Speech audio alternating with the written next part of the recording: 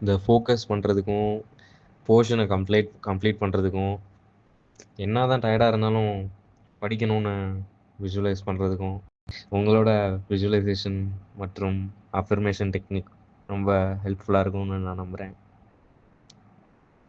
தேங்க்யூண்ணா. இன்றைய காலகட்டத்தில் ஸ்கூல் படிக்கிறவங்களா இருக்கட்டும், காலேஜ் படிக்கிறவங்களா இருக்கட்டும், மற்றும் அரசு தேர்வு எழுதுகிறவங்களா இருக்கட்டும், படிக்கும்போது ஃபோக்கஸ் இல்லாமல் இருக்குதுன்னு சொல்கிறாங்க. அப்படி படிப்பதற்கு அந்த ஃபோக்கஸ் அதிகரிக்கிறதுக்கும் நம்மளுடைய எந்த தேர்வு எழுதினாலும் வெற்றி பெறுறதுக்கு உறுதிமொழி பார்க்க போகிறோம். அந்த அஃபர்மேஷன் என்னன்னு நம்ம பார்க்கலாம். தேங்க்யூ. நான் படிப்பதற்காக முழுமையாக கவனம் செலுத்துகிறேன். என் நினைவாற்றல் தெளிவாகவும் வலிமையாகவும் உள்ளது. நான் படிக்கும் ஒவ்வொரு நொடியும் ஒவ்வொரு நிமிடமும் என்னை வெற்றி பாதைக்கு நோக்கி செல்கிறது. நான் படித்ததை எளிதாக நினைவில் வைத்து கொள்ள முடிகிறது. எனது முயற்சிகள் நல்ல பலனை தரும் என்று நான் முழுமையாக நம்புகிறேன். தினமும் நான் படிப்பதில் முன்னேற்றம் அடைந்து கொண்டே இருக்கிறேன். நான் தேர்வில் வெற்றி பெற தகுதியானவன். எந்த சிரமத்தையும் தைரியமாக கடந்து வர முடிகிறது. இந்த உறுதிமொழியை நீங்கள் படிக்கும் பொழுது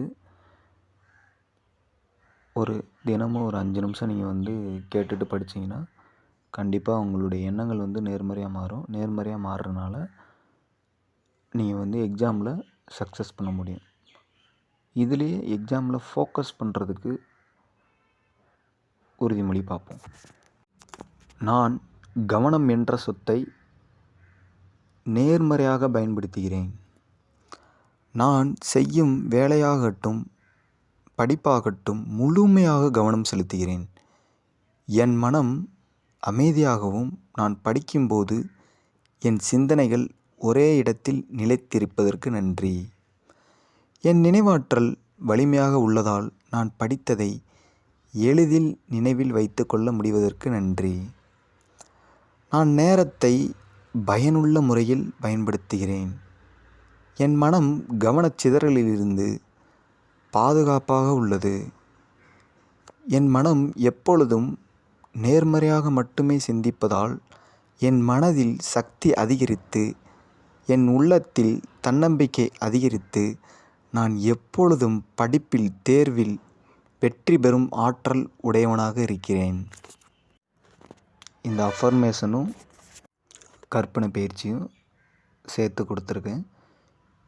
படிக்கிறதுக்கு முன்னாடி ஒரு 5 நிமிஷம் இதை நீங்கள் கேட்டுட்டு நீங்கள் படிக்க போகிறப்ப உங்களுக்குள்ள நிறைய மாற்றங்கள் தெரிய ஆரம்பிக்கும். இதை நீங்கள் சாதாரணமாக கேட்குறத விட உணர்வு பூர்வமாக கேட்கும் பொழுது உங்கள் ஆழ் மனசில் நன்றாக பதியும். ஓகே நண்பா, நெக்ஸ்ட்டு விசுவலைசேஷன் கற்பனை பயிற்சி பார்க்க போகிறோம். கற்பனை பயிற்சி பண்ணுறதுக்கு முன்னால் நீங்கள் அமைதியாக ஒரு இடத்துல வீட்டில் உட்காந்துக்குங்க. அமைதியாக அமர்ந்துட்டு கண்ணை மூடி மூச்சை மெதுவாக இழுத்து ஒரு 5 டைம்ஸ் நீங்கள் ரிலாக்ஸ் ஆகிட்டு நான் சொல்கிறத அப்படியே மனசுக்குள்ளே கற்பனை பண்ணி கொண்டு போங்க. அது என்னென்னா, நீங்கள் அமைதியாக ஒரு இடத்துல உட்காந்துருக்கீங்க, ஃபுல் எனர்ஜியோடு இருக்கீங்க. அப்படியே பேச பேச அப்படியே நீங்கள் கற்பனை பண்ணிக்கிட்டே வாங்க. உங்கள் முன்புறத்தில் புத்தகம், நோட்டு, பென் எல்லாமே இருக்குது. ரிவிஷன் பண்ணுறதுக்கு ஒரு டைரி இருக்குது பக்கத்தில். அந்த டைமில் உங்களுக்கு திடீர்னு பயங்கர எனர்ஜி, பயங்கர ஆர்வம் வந்துருச்சு, பயங்கர மோட்டிவேஷன்.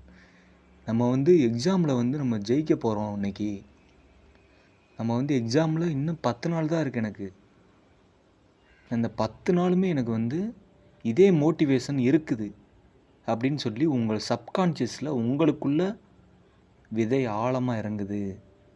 அந்த மோட்டிவேஷனை எடுத்துட்டு நீங்கள் வந்து படிக்கிறீங்க. அப்படியே படிக்க படிக்க படிக்க படிக்க என்ன ஆகுதுன்னா, உங்களுடைய கவனம் எல்லாமே ஒவ்வொரு கான்செப்டையும் அந்த பாட புத்தகத்தில் இருக்கக்கூடியதை அனைத்தையும் புரிஞ்சுக்கிறது பிரெயின்.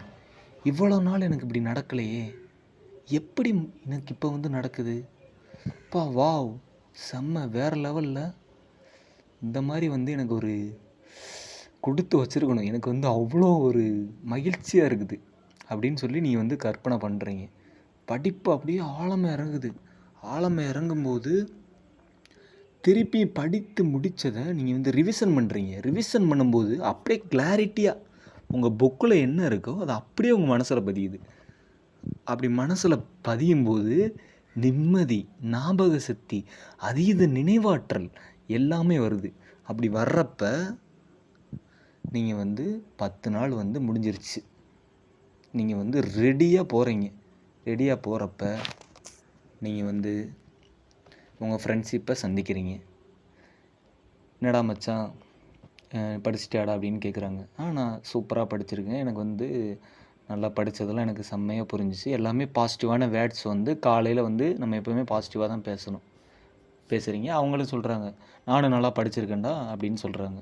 அப்படியே கற்பனை பண்ணிகிட்டே வாங்க. அப்படி சொல்கிறப்ப உங்களுக்குள்ள ஒரு தைரியம், ஓ நம்ம நண்பனும் வந்து நல்லா படிச்சிருக்கான், நானும் படிச்சிருக்கேன், வாவ் சூப்பரில் செம்மல்ல, நம்ம வந்து இந்த எக்ஸாமை வந்து நம்ம வந்து கண்டிப்பாக வந்து ஈஸியாக வந்து கிளியர் பண்ணிடுவோம். இது வந்து ஸ்கூல் படிக்கிற பப்ளிக்காக இருக்கட்டும், காலேஜ் படிக்கக்கூடிய நம்ம வந்து செம் எக்ஸாமாக இருக்கட்டும், கவர்மெண்ட் எக்ஸாம் இருக்கட்டும், எல்லாத்துக்குமே இந்த கற்பனை வந்து ஹெல்ப்ஃபுல்லாக இருக்கும். ஏன் நான் அப்படி சொல்கிறேன்னா, இந்த உலகத்திலே வந்து கற்பனா சக்தி தான் மிகப்பெரியது. ஒரு மனிதன் வந்து பல்பை கண்டுபிடிச்சது நம்ம ஃபஸ்ட்டு வந்து நம்ம பிரெயினில் வந்து கற்பனை பண்ணிவிட்டு அதுக்கப்புறம் தான் வந்து ரியாலிட்டியில் அதை அப்ளை பண்ணி உருவாக்குவாங்க. அப்போ நம்மளுடைய கற்பனைக்கு எவ்வளோ பவர்னு பார்த்துக்கங்க நீங்களே. அப்புறம் வந்து உங்கள் ஃப்ரெண்ட்ஸ் வந்து எல்லாமே உங்களை வந்து பாசிட்டிவாக கை கொடுக்குறாங்க, நீங்களும் வந்து இது பண்ணுறீங்க. எக்ஸாமில் இன்றைக்கி கண்டிப்பாக பாஸ் ஆகிருவோம் மச்சான், எந்த ஒரு பயப்படாத, நீங்களும் தைரியம் சொல்கிறீங்க, அவங்களும் உங்களுக்கு தைரியம் சொல்கிறாங்க. அப்படியே போய் எக்ஸாம் சென்டரில் உட்காடுறீங்க. தேர்வு அறையில் உட்காந்துட்டு நான் முன்னாடி போட்ட அஃபர்மேஷனை நீங்கள் கேட்குறீங்க.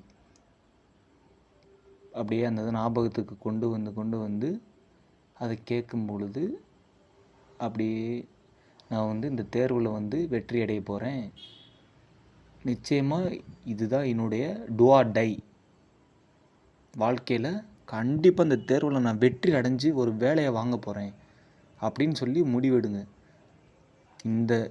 இந்த ஒரு கற்பனை பயிற்சி அனைத்திற்கும் உதவும். எக்ஸாம், ஃபோக்கஸ் எல்லாத்துக்கும் உதவும். நிச்சயமாக அப்ளை பண்ணி பாருங்கள். உட்காரும்போது உங்களுக்குள்ள ஒரு பெரிய சிந்தனை வருது. அப்போ வந்து மேம் வந்து உங்கள்கிட்ட வந்து கொஸ்டின் கொடுக்குறாங்க. கொஸ்டின் கொடுக்கும்போது அந்த கொஸ்டினை வாசிக்கிறீங்க. வாவ் இன்னும் எல்லாமே நம்ம படித்ததாக வந்திருக்கு. அப்படியே நீங்கள் படித்தது எல்லாமே வந்து ஒன்று விடாமல் வந்திருக்கு. ஒன்று போனாலும் ஆப்ஷன் கொஸ்டினில் கேட்டிருக்காங்க.